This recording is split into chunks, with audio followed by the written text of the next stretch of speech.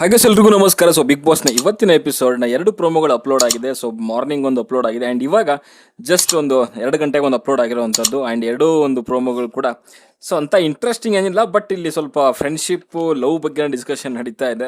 So ಎರಡನೇ promo ಬಗ್ಗೆ first ಮಾತಾಡ್ತೀನಿ, ನಮ್ಮ ಸೂರಜ್ ಆ್ಯಂಡ್ ರಾಶಿಕಾ ಅವ್ರ ಬಗ್ಗೆ. ಸೊ ಮನೆಯಲ್ಲಿ ಒಂದು ಅಶ್ವಿನಿ ಆ್ಯಂಡ್ ಕಾವ್ಯ ಅಂತ ಬಂದಾಗ ತುಂಬ ಒಂದು ದೊಡ್ಡ ಜಗಳ ಆಗುತ್ತೆ. ಬಟ್ ಇವರಿಬ್ಬರು ಮಾತ್ರ ಗಾರ್ಡನ್ನೆಲ್ಲ ಕೂತ್ಕೊಂಡು ಸೊ ಆ ಜಗಳ ಆಗಿದ್ದಾಗಲೇ ನಾವು ಸುಮ್ಮನೆ ಆರಾಮಾಗಿ ನಮ್ಮ ಪಡಿ ನಾವು ಇರೋಣ ಅನ್ನೋ ರೀತಿಯಲ್ಲಿ ಒಂದು ಹೇಳಿರೋವಂಥದ್ರ ಬಗ್ಗೆ ಒಂದು ಇಲ್ಲಿ ಚರ್ಚೆ ನಡೀತಾ ಇದೆ. ಸುದೀಪ್ ಸರ್ ಹೇಳುವಂಥದ್ದು, ಸೊ ಮನೆ ಒಳಗಡೆ ಒಂದು ತುಂಬ ದೊಡ್ಡ ಜಗಳ ಆಗುತ್ತೆ, ಬಟ್ ಇವರಿಬ್ಬರು ಕೂತ್ಕೊಂಡು ಸೊ ಆಗಲಿ ಬಿಡಿ ಅನ್ನೋ ರೀತಿಯಲ್ಲಿ ಸೊ ರಿಷಾ ಹೇಳಿದ್ರು ಅಂತ ಸುದೀಪ್ ಸರ್ ಹೇಳುವಂಥದ್ದು. ಆಮೇಲೆ ಇಲ್ಲಿ ಇಷ್ಟು ಗಲಾಟೆ ಆದರೂ ಕೂಡ ಯಾರು ಬಂದು ಮಾತಾಡಿಲ್ಲ ಅಂತ ಅಶ್ವಿನಿ ಕೂಡ ಸ್ವಲ್ಪ ಕೂಗಾಡ್ತಾ ಇದ್ರು ಅವತ್ತು ಕಾವ್ಯ ಎದುರುಗಡೆ ಜಗಳ ಆಡೋ ಟೈಮಲ್ಲಿ. ಬಟ್ ಎಲ್ಲ ನಿಂತ್ಕೊಂಡಿದ್ರು, ಯಾರು ಬಂದು ಮಾತಾಡಿಲ್ಲ. ಎಲ್ಲರೂ ಇಡೀ ಮನೆಯಲ್ಲಿ ನಿಂತ್ಕೊಂಡು ನೋಡ್ತಾ ಇತ್ತು, ಕೆಲವೊಂದು ಜಗಳ ಆಡ್ತಾ ಇದ್ರು. ಬಟ್ ಇಲ್ಲಿ ರಾಶಿಕಾ ಮತ್ತೆ ಸೂರಜ್ ಮಾತ್ರ ಅಲ್ಲಿ ಹೊರಗಡೆ ಕೂತ್ಕೊಂಡು ಇಬ್ರು ಕೂಡ ಈ ಕಡೆ ನೋಡಿದ್ರೆ ಅಶ್ವಿನಿ ಅವ್ರ ದೋಸ್ತೇನೆ ಬಂದು ಹೊರಗಡೆ ಕೂತ್ಕೊಂಡು I love you, you love me, no no no I don't love you ಅಂತ ಇವರಿಬ್ಬರದು ಒಂದು ಕಾನ್ವರ್ಸೇಷನ್ ಆಗ್ತಾ ಇತ್ತಂತ ಅಲ್ಲಿ. ಆ್ಯಂಡ್ ಸುದೀಪ್ ಸರ್ ಹೇಳಿದ್ದು ಚೆನ್ನಾಗಿತ್ತು. ಅದು ಅವತ್ತು ಆ್ಯಕ್ಚುಲಿ ಹಂಗೆ ಇದ್ದಂಥದ್ದಲ್ಲಿ ಅಂದರೆ ಕಿತ್ತಾಡ್ತಾ ಇದ್ರು, ಅಲ್ಲಿ ಏನೋ ಏನೋ ಜಗಳ ನಡೀತಾ ಇದೆ ಅಂತ ಸೂರಜ್ ಹೇಳ್ತಾನೆ, ಅಯ್ಯೋ ಆಡ್ಲಿ ಬಿಡಿ ಅಂತ ಹೇಳ್ಬಿಟ್ಟು ರಾಶಿಕ್ ಹೇಳುವಂಥದ್ದು. But I love you, you love me, no no no I don't love you ಅಂತ ಸೂರಜ್ ಅಂತೆ. ಸಖತ್ತಿತ್ತು, ಒಂಥರ ಫನ್ ಆಗಿದೆ. ಬಟ್ ಇಲ್ಲಿ ಸೂರಜ್ ಹೇಳುವಂಥದ್ದು, ಏನು ಸೂರಜ್ ಅಂತ ಕೇಳ್ತಾರೆ, ಇಲ್ಲ ಸರ್ ಹಾಗೇನ ಏನು ಹೇಳಿಲ್ಲ ಸರ್ ಹಾಗೆ ಹೇಗೆ ಅಂತ ಅಂತಂದಾಗ ಸಡನ್ನಾಗಿ ವಿಟಿ ಹಾಕ್ಲಾ ಅಂತ ಹೇಳಿದ್ರು. ಬೇಡ ಬೇಡ ಸರ್ ಅಂತ ಹೇಳ್ತಾರೆ ಇವರು. ಅವಾಗ ಏನಾದರೂ ಹೇಳ್ತೀರ ರಾಶಿಕಾ ಅಂತ ಕೂಡ ಕೇಳ್ತಾರೆ. ಸೊ ಅವಾಗ ಹೇಳುವಂಥದ್ದು, ಅವ್ರಿಗೆ ಸನ್ನೆ ಮಾಡ್ತಾರೆ ಅಂದರೆ ಏನು ಇಲ್ಲ ಅಂತ ಹೇಳ್ಬಿಟ್ಟು ತಲೆ ಅಲ್ಲಾಡಿಸ್ತಾರೆ ನಗಾಡ್ಕೊಂಡು.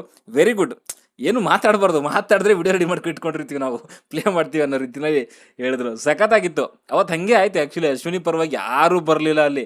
ಹಂಗೆ ನೋಡೋಕೆ ಹೋದರೆ ಇವರು ಯಾರು ರಿಷಾ ಒಬ್ಬರೇ ಬಂದರು ಕೊನೆಯಲ್ಲಿ. ಅದು ರಕ್ಷಿತಾ ಅವ್ರು ಎಂಟ್ರ್ ಆಗಿದ ತಕ್ಷಣ ಸೊ ರಿಷಾ ಅವ್ರು ಬಂದರು. ಇಲ್ಲಿ ಅಶ್ವಿನಿ ಅವ್ರಿಗೆ ಏನು ಅಂತಂದರೆ, ಅವ್ರು ಜಗಳ ಆಡೋ ಟೈಮಲ್ಲಿ ಅವ್ರ ಪರವಾಗಿ ಯಾರೂ ಬಂದಿಲ್ಲ ಅಂದರೆ ಅವ್ರಿಗೆ ಕೆಟ್ಟ ಕೋಪ ಬಂದ್ಬಿಡುತ್ತೆ. ಅದು ಯಾಕೆ ಏನು ಅಂತ ಗೊತ್ತಿಲ್ಲ ಅವ್ರಿಗೆ. ಅವರಿಂದ ಏನಾದರೂ ಅದನ್ನು ಡಿಫೆಂಡ್ ಮಾಡ್ಕೊಳಕ್ಕಾಗಿಲ್ಲ ಅಂತಂದರೆ ಜಗಳನ, ಸೊ ಅವ್ರಿಗೆ ಯಾರಾದರೂ ಜೊತೆಗೆ ಯಾರೊಬ್ರು ಬೇಕಾಗುತ್ತೆ ಸೊ ಅವ್ರ ಜಗಳನ ಡಿಫೆಂಡ್ ಮಾಡ್ಕೊಳ್ಳಿಕ್ಕೆ.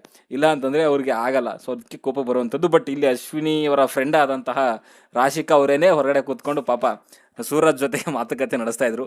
I love you, you love me, no no no I don't love you ಅಂತ ಸೂರಜ್. ಚೆನ್ನಾಗಿತ್ತು. ಓಕೆ, ಇನ್ನು ಬೆಳಗ್ಗೆ ಪ್ರೋಮೋ ಬಗ್ಗೆ ಮಾತಾಡಿದ್ರೆ, ನಮ್ಮ ಕಾವ್ಯ ಮತ್ತು ಗಿಲ್ಲಿ ಅವರ ಒಂದು ಫ್ರೆಂಡ್ಶಿಪ್ಪು ಲವ್ ಏನು ಗೊತ್ತಾಗ್ತಿಲ್ಲ ಅನ್ನೋದೆಲ್ಲ ಏನೂ ಇಲ್ಲ. ಅವರಿಬ್ಬರು ಜಸ್ಟ್ ಕಂಟೆಸ್ಟೆಂಟ್ಗಳು. ಸೊ ಒಬ್ರಿಗೊಬ್ರು ಜೊತೆಯಾಗಿ ಆಡ್ತಿದ್ದಾರೆ. ಏನಾದರೂ ಕಷ್ಟ ಅಂತ ಬಂದಾಗ, ಫೈಟು ಅಂತ ಬಂದಾಗ ಒಬ್ರಿಗೊಬ್ರು ಆಗ್ತಿದ್ದಾರೆ ಅಷ್ಟೇ. ಈ ಲವ್ ಫ್ರೆಂಡ್ಶಿಪ್ಪು ಅದೆಲ್ಲ ಏನೂ ಇಲ್ಲ. ರಿಯಾಲಿಟಿ ಶೋಗಳನ್ನು ಫಾಲೋ ಮಾಡೋರಿಗೆ ಗೊತ್ತಿರುತ್ತೆ. ಸೊ ಗಿಲ್ಲಿ ಕೂಡ ಬೇರೆ ಶೋನಲ್ಲಿ ಸೊ ಬೇರೆ ರೀತಿಯಲ್ಲಿ ಬೇರೆ ಕಂಟೆಸ್ಟೆಂಟ್ ಜೊತೆಗೂ ಕೂಡ ಇದೇ ಒಂದು ಕ್ಲೋಸ್ನೆಸ್ಸಲ್ಲಿ ಇದ್ದಂಥದ್ದು. ಇದೇ ಕಾವ್ಯ DKD ಅಂತ ಬಂದಾಗ ಕೂಡ ಅಷ್ಟೇ ಬೇರೆ ಕಂಟೆಸ್ಟೆಂಟ್ ಜೊತೆಗೆ ಇದೇ ರೀತಿಯಲ್ಲಿ ಇದ್ದಂಥದ್ದು. ಇದರ ಲವ್ ಹುಡುಕ್ಬೇಡಿ, ಫ್ರೆಂಡ್ಶಿಪ್ ಹುಡುಕ್ಬೇಡಿ, ಜಸ್ಟ್ ಕಂಟೆಸ್ಟೆಂಟ್ ಅಷ್ಟೇ. ಅವರಿಬ್ಬರಿಗೆ ಹೊಂದಾಣಿಕೆ ಆಗುತ್ತೆ ಮಾತುಕತೆ ಅಂತ ಬಂದಾಗ, ಸೊ ಅದಕ್ಕೋಸ್ಕರ ಇದ್ದಾರೆ ಅಷ್ಟೇ. ಇದನ್ನ ತಲೆಯಲ್ಲಿ ಇಟ್ಕೊಳ್ಳಿ ಎಲ್ಲ ಫ್ಯಾನ್ಸ್ಗಳು, ಗಿಲ್ಲಿ ಆ್ಯಂಡ್ ಕಾವ್ಯ ಫ್ಯಾನ್ಸ್ಗಳು.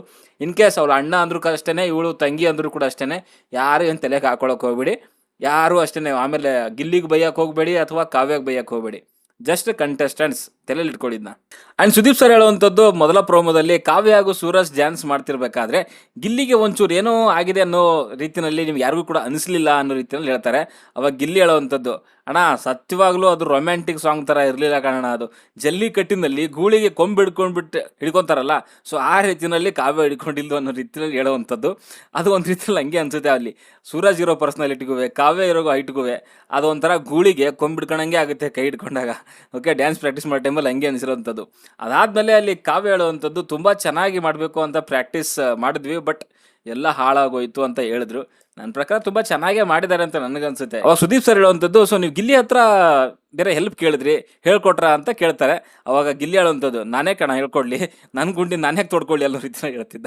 ಅಂದರೆ ಅಲ್ಲಿ ಸುದೀಪ್ ಸರ್ ಹೇಳುವಂಥದ್ದು, ಕಾವ್ಯ ಅವರನ್ನು ಹೆಲ್ಪ್ ಕೇಳಿದ್ರಂತೆ ಡ್ಯಾನ್ಸ್ ಇದರಲ್ಲಿ, ಗಿಲ್ಲಿ ಏನಾದರೂ ಹೇಳ್ಕೊಡೋ ಅಂತ. ಅವಾಗ ಗಿಲ್ಲಿ ಹೇಳುವಂಥದ್ದು, ನಾನೇ ಕಣ ಹೇಳ್ಕೊಳ್ಳಿ, ನನ್ನ ಗುಂಡಿ ನಾನೇ ತೊಡ್ಕೊಳ್ಳಿ ಅಂತ. ಅಂದರೆ ಸೂರಜ್ ಜೊತೆಗೆ ಯಾಕೆ ನಾನು ಅವಳನ್ನ ಕಳಿಸ್ಕೊಳ್ಳಿ ಅನ್ನೋ ರೀತಿಯಲ್ಲಿ. ಓಕೆ, ಜಲಸಂತೂ ಇತ್ತು ಖಂಡಿತವಾಗಲೂ ಗಿಲ್ಲಿಗೆ ಸೂರಜ್ ಜೊತೆಗೆ ಡ್ಯಾನ್ಸ್ ಮಾಡ್ತಿರೋವಂಥದ್ದು. ಅದಾದಮೇಲೆ ಸುದೀಪ್ ಸರ್ ಹೇಳುವಂಥದ್ದು, ಸೊ ನಿಮಗೆ ಉರ್ಸಕ್ಕೆ ಮಾಡ್ದಂಗೆ ಇತ್ತಲ್ಲ ಗಿಲ್ಲಿ ಅಂತ. ಅಂದರೆ ಗಿಲ್ಲಿನ ಉರ್ಸಕ್ಕಂತಲೇ ಡ್ಯಾನ್ಸ್ ಮಾಡ್ದಂಗಿತ್ತ ಅಂತ. ಇಲ್ಲ, ಆ ಥರ ಏನಿರಲ್ಲ. ಬಿಕಾಸ್ ಅವರ ಟೀಮಲ್ಲಿ ಒಂದೊಂದು ಜೋಡಿ ಏನಾದರೂ ಪರ್ಫಾರ್ಮ್ ಮಾಡಬೇಕು ಅಂತಂದಾಗ, ಸೊ ಕಾವ್ಯ ಆ್ಯಂಡ್ ಸೂರಜ್ ಒಂದು ರೊಮ್ಯಾಂಟಿಕ್ ಸಾಂಗು ಅಂತಂದರೆ ಅದು ಸೂಟ್ ಆಗುತ್ತೆ ಅನ್ನೋದಕ್ಕೋಸ್ಕರ ಅವ್ರು ಚೂಸ್ ಮಾಡ್ಕೊಂಡವ್ರೆ ಅಂತ ಅನಿಸುತ್ತೆ. ಆ ಟೀಮಲ್ಲಿ ಗಿಲ್ಲಿ ಇದ್ದಿದ್ರೆ ಮೇ ಬಿ ಗಿಲ್ಲಿನೂ ಚೂಸ್ ಮಾಡ್ತಿದ್ರೇನೋ. ಅವಾಗ ಅಶ್ವಿನಿ ಹೇಳುವಂಥದ್ದು, ಸೊ ಗಿಲ್ಲಿ ಹೊಟ್ಟೆ ಉರಿಯೋದು ನೋಡಿದ್ರೆ ಒಂದು ಸ್ವಲ್ಪ ಖುಷಿ ಆಗುತ್ತೆ ಅನ್ನೋ ರೀತಿಯಲ್ಲಿ ಅಶ್ವಿನಿ ಹೇಳ್ತಾ ಇದ್ರು. ಈ ಅಶ್ವಿನಿದು ಗಿಲ್ಲಿದು ಅದು ಇದ್ದಿದ್ದೇನೆ, ಏನೂ ಮಾಡೋಕ್ಕಾಗಲ್ಲ. ಅಶ್ವಿನಿ ಅವ್ರಿಗೆ ಹೇಳ್ತಾರೆ, ಗಿಲ್ಲಿ ಇವ್ರಿಗೆ ಉರಿಸ್ತಾನೆ. ಅವೆರಡೂ ಒಂಥರ ಮುಗಿಯದ ಅನುಬಂಧ ಅಂತಲೇ ಹೇಳ್ಬೋದು.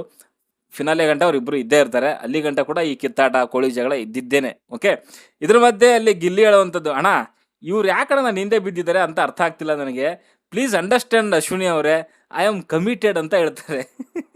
ಯಾರ ಜೊತೆ ಅಪ್ಪ ಕಮಿಟೆಡು? ಯಾರು, ಕಾವ್ಯ ಜೊತೆ ಕಮಿಟೆಡಾ ಅಥವಾ ಔಟ್ ಸೈಡ್ ಕಮಿಟೆಡಾ? ಇಲ್ಲಿ ಹೇಳುವಂಥದ್ದು ಕ್ಲಿಯರಾಗಿ ಗೊತ್ತಾಗುತ್ತೆ, ಕಾವ್ಯ ಜೊತೆಗೆ ನಾನು ಕಮಿಟೆಡ್ ಆಗಿದ್ದೀನಿ ಅನ್ನೋ ರೀತಿಯಲ್ಲಿ ಅಶ್ವಿನಿ ಹೇಳುವಂಥದ್ದು. ಅಂದರೆ ಅಶ್ವಿನಿ ಇವನಿಂದೆ ಬಿದ್ದಿದ್ದಾರೆ. ಸೊ ಅದಕ್ಕೋಸ್ಕರ ನಾನು ಕಮಿಟೆಡ್ ಆಗಿದ್ದೀನಿ, ನನ್ನ ಹಿಂದೆ ಬೀಳ್ಬೇಡಿ ಅಂತ ಇಂಡೈರೆಕ್ಟಾಗಿ ಹೇಳ್ತಿರೋಂಥದ್ದು ಅಶ್ವಿನಿಗೆ. ಸೊ ಇದೆಲ್ಲ ಜಸ್ಟ್ ಅಂದರೆ ಶೋಗೋಸ್ಕರ ನಡೀತಿರೋವಂಥದ್ದು ಅಂತ ಎಲ್ಲರೂ ಕೂಡ ಗೊತ್ತಾಗುತ್ತೆ. ಸೀರಿಯಸ್ ಆಗಿ ನೋಡೋವಂಥವ್ರಿಗೆ ಹೇಳ್ತಿರೋವಂಥದ್ದು. ಜಸ್ಟ್ ಇದೆಲ್ಲ ಡ್ರಾಮಾ ನಡೀತಿರೋವಂಥದ್ದು ಕಾವ್ಯ, ಗಿಲ್ಲಿ, ಅಶ್ವಿನಿ, ಸೂರಜು, ಇನ್ನೊಬ್ರು ಯಾರು ರಾಶಿಕಾ, ಇದೆಲ್ಲ ಓನ್ಲಿ ಗೇಮ್ಗೋಸ್ಕರ ಮಾಡ್ತಿದ್ದಾರೆ.